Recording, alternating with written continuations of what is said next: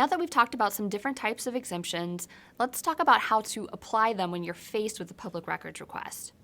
You should carefully review records before releasing them to a requester. Why?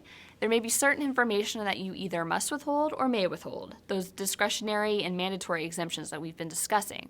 So look for all exemptions that may apply to a particular record. If you find one exemption that applies, don't stop. There may be others that apply to the same record.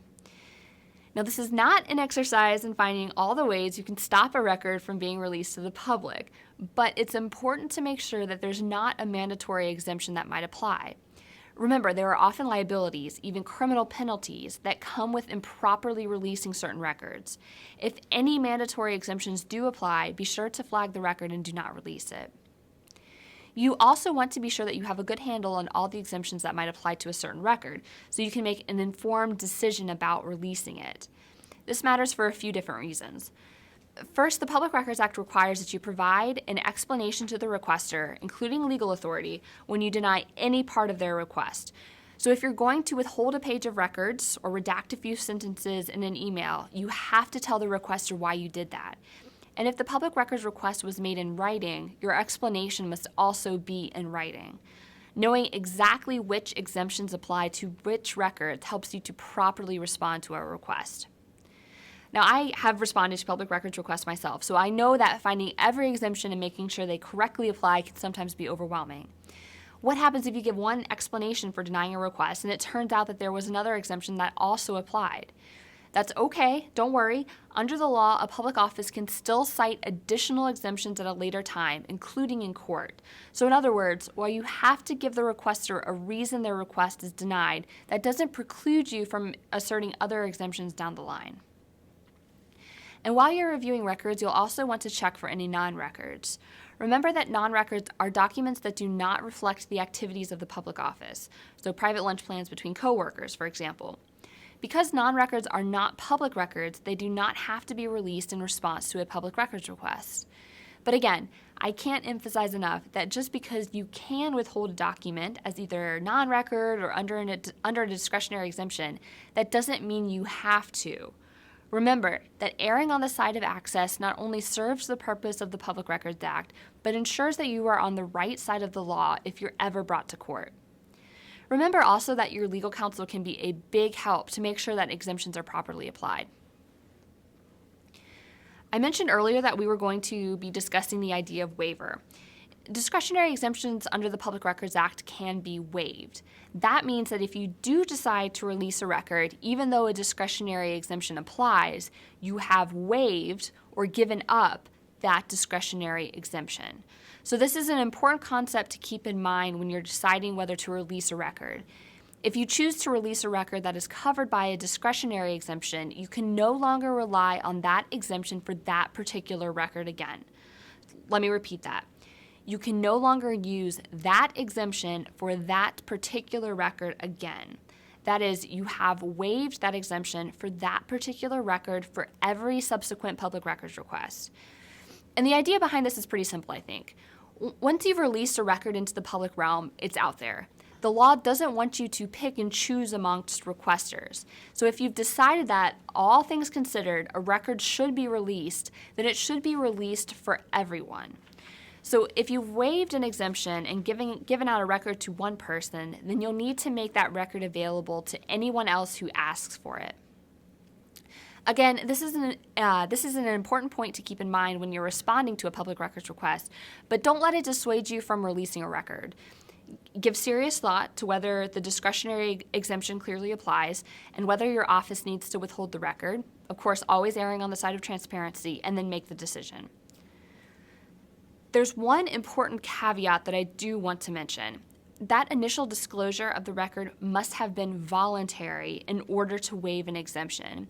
So if your office accidentally releases a record, maybe it was stuck in the middle of a huge release of records, or maybe the record was leaked, that is not a voluntary disclosure. Without voluntary disclosure, there is no waiver. I mentioned that you have to inform a requester that their request is denied, but there are a couple of different ways this can happen. Maybe you are withholding just part of a particular record.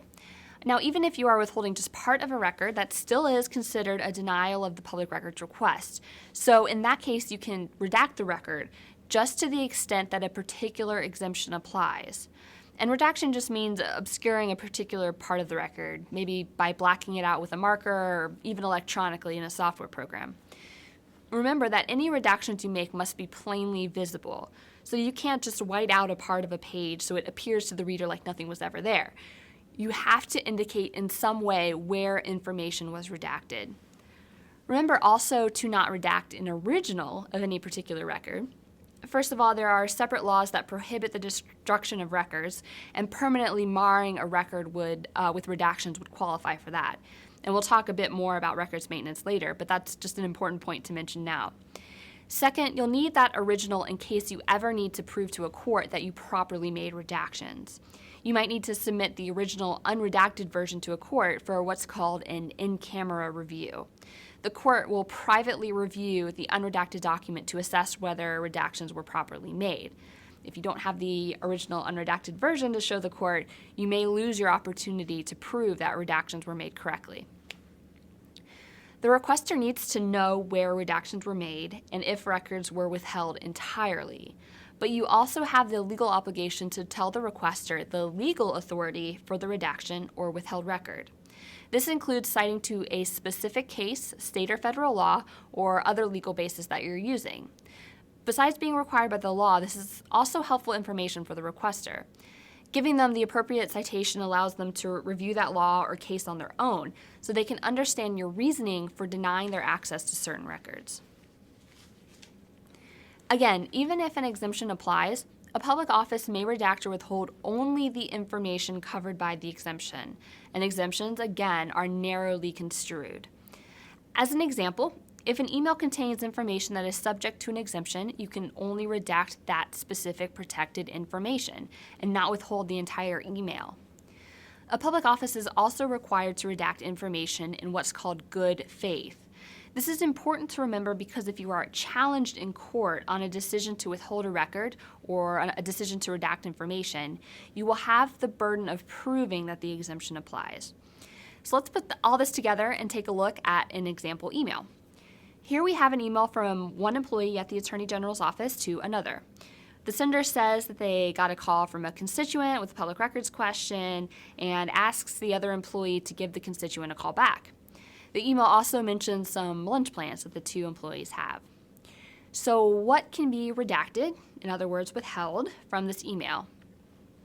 Here, the sentence about getting lunch could be redacted as a non-record. Private lunch plans between two employees doesn't say anything about the business of the Attorney General's office. So in other words, it doesn't document the activities of the Attorney General's office. And since non-records are not public records, they do not have to go out in response to a public records request.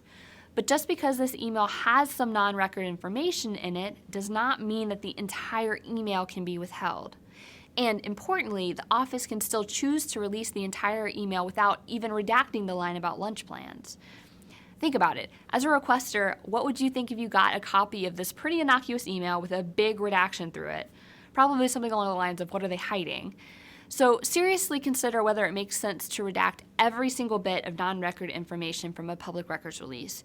You can often save a lot of time and garner a lot of goodwill from requesters and serve the interests of access and transparency by not redacting every single place that you possibly could. Now let's take a look at the next step, which is a response letter producing the email that we just discussed to the requester. And just a note here, cover letters are a great idea when responding to public records requests. It's a good opportunity to recap what the request was for, any clarifications you got from the requester, list any legal authority for redacting or withholding records, and provide any courtesy notes, like if you waived copying costs, you could let the requester know that in your cover letter. Here the letter does those things. It first notes that it is responding to the requester's public records request of a particular date and attaches the request so it is clear what the office is responding to. It then explains that a redaction has been made and provides the required explanation and legal authority for it. You can see that the office did decide to redact that line about lunch plans, and so it provides the case that supports that particular redaction. You'll also see that the letter gives the requester a contact number if they have any questions. Particularly for a large office like the Attorney General's office, this can be very handy information for a requester because it gives them a place to go if they are concerned about the response to their request. And this may go without saying, but keep in mind that a public office may have to justify its redactions or withholdings in court. This means that a court may eventually see the information that has been redacted or withheld.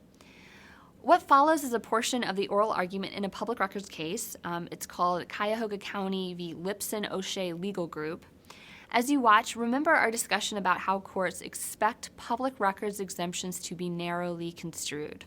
Well, I'm looking at one of the documents, and there's all kinds of information here on a questionnaire, for example. It asks paint questions. Are there paint chips in the window troughs or on windowsills? Is there chipping, flaking paint on the inside or outside?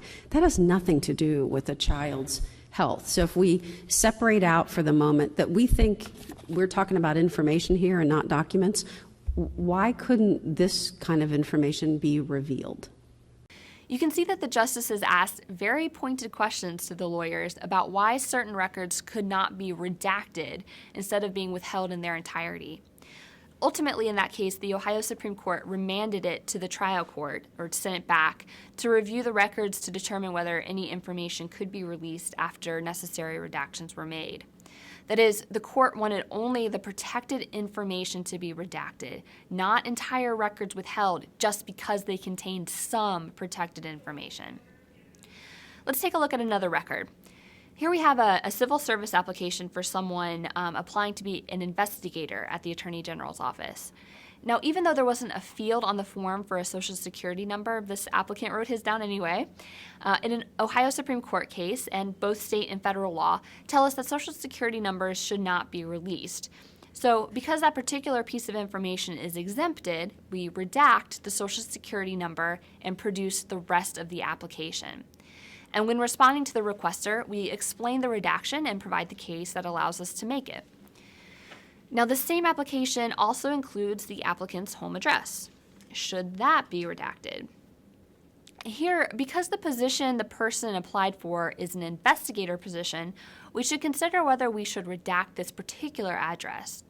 Under the Public Records Act, there are certain protections for particular covered professionals, like police officers, prosecutors, and other safety officers. Among other things, the home addresses for these covered professionals are exempted from release. And you can find a full list of the residential and familial information that is protected from disclosure. It's at Revised Code 149.43A7G. So if this particular person is a safety officer, as he might be, since he appears to be applying for a law enforcement type position, his home address could also be redacted. Like anything else, the best way for a public office to successfully handle public records requests is to be prepared. And the best way to be prepared is to make sure that all employees receive training about the Public Records Act and how to respond to public records requests. Sharing this online training is a great way to make sure employees know what the Public Records Law requires. Educated employees are better records managers of their own files and can better help records officers to respond to public records requests. It's also a good idea to keep track of and make lists of exemptions that your public offices use on a regular basis. For example, the Attorney General's Sunshine Laws Manual includes a list of common personnel file exemptions. We found that in practice, having a list put together of possible exemptions along with their legal authority makes responding to public records requests a whole lot easier. So if you get a lot of requests for the same types of records, or if you have some particular exemptions that apply to a lot of your records, it probably makes sense to sit down with your records officer and legal counsel to put together a list of those exemptions, the records that they apply to, and the legal authority that supports them. That way you have in one place all the information you often need to respond to public records requests, and you won't have to reinvent the wheel every time you get a routine request. And please feel free to use the list in the Sunshine Laws Manual as a starter list for your own personnel files. The flip side of the public records coin is records management.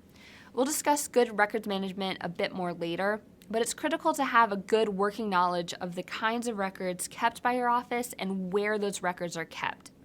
Without good records management, you'll waste a lot of effort just tracking down records around the office, and you may not be sure that you've actually found them all.